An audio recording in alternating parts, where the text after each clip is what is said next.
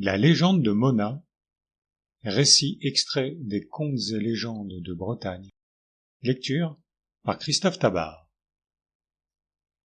Il est quelques endroits de la côte d'Ouessant où la mer retient le regard par ses teintes mystérieuses. On dirait parfois que des nuances changeantes à l'infini reflètent les splendeurs de quelque lointain et merveilleux pays. Et c'est en vain que les yeux demeurent attachés sur cette eau glauque. Elle ne livre point son secret. Et nul ne soupçonne aujourd'hui que le royaume enchanté des Morgans s'étend sous cette mer profonde. Jadis, les Morgans ne craignaient pas de se montrer sur la terre. Souvent on les apercevait entre les rochers, occupés à enfouir mystérieusement quelques trésors. Souvent, au fond des houles de la falaise, on entendait leurs chants et leurs rires. Parfois, ils enlevaient les enfants des hommes qui leur semblaient beaux et les entraînaient jusqu'à leur demeure de cristal.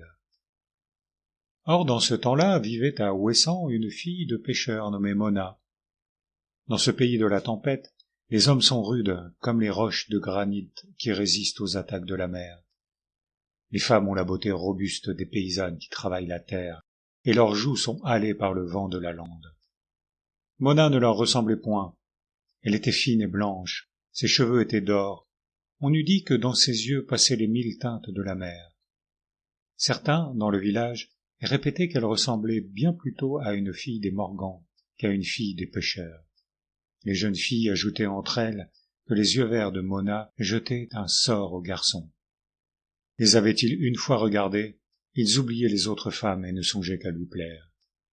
Mais elle ne se souciait pas d'eux, et aux plus pauvres comme aux plus riches, elle montrait un visage indifférent.